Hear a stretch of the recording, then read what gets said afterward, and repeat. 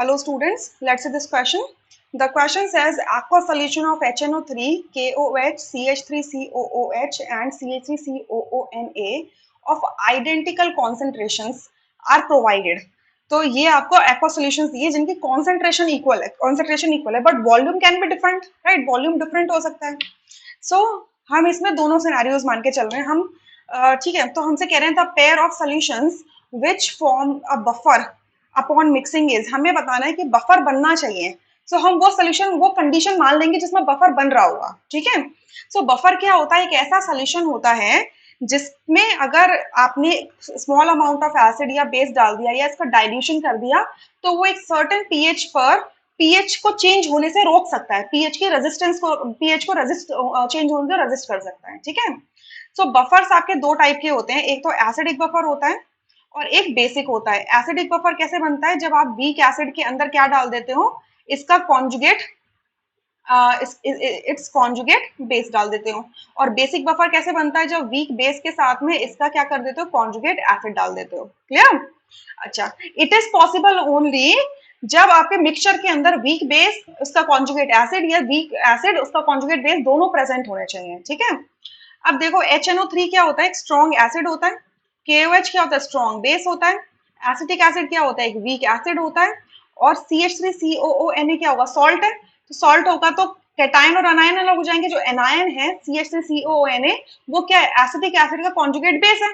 Right, तो यहाँ पर क्या है? कॉन्जुगेट बेस है किसका? एसिटिक एसिड का.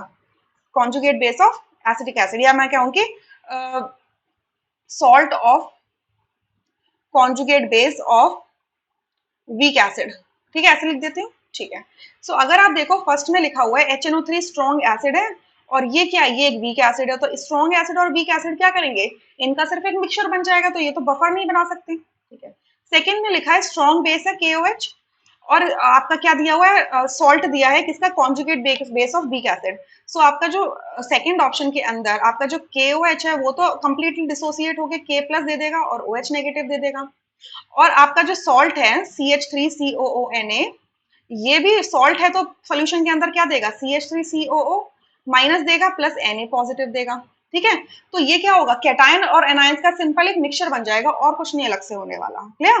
तो यानी कि ये भी बफर नहीं बना सकता. ठीक है, थर्ड में देखो, थर्ड में क्या? HNO3 स्ट्रॉन्ग एसिड है. सो स्ट्रॉन्ग एसिड है तो कंप्लीट डिसोसिएशन होगा इसका और क्या देगा आपको? H positive and NO3 negative. Clear? और एसिड सोडियम एसिटेट आपको क्या दे देगा? यहाँ से CH3COONA है, ये डिसोसिएट होके क्या देगा आपको? कैटायन देगा और एनायन देगा.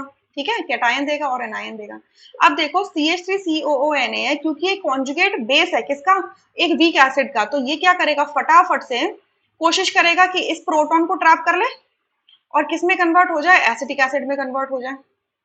ठीक है, एसिटिक एसिड में तो आपको क्या मिल गया? इन दोनों के मिक्सचर से एक वीक एसिड मिल गया. ठीक है, साथ के साथ मिक्सचर के अंदर आपका क्या पड़ा हुआ है? एसिटिक सोडियम एसिटेट भी पड़ा हुआ है, कॉन्जुगेट बेस भी पड़ा हुआ है, कॉन्जुगेट एसिड तो बन रहा है और कॉन्जुगेट बेस भी पड़ा हुआ है. सो अगर इन दोनों का वॉल्यूम्स अगर हम डिफरेंट ले लें, कॉन्सेंट्रेशन तो इक्वल है, अगर हम वॉल्यूम डिफरेंट ले लें तो मतलब सोल्यूशन के अंदर number of moles weak acid के और उसके कॉन्जुगेट बेस के दोनों के डिफरेंट हो सकते हैं.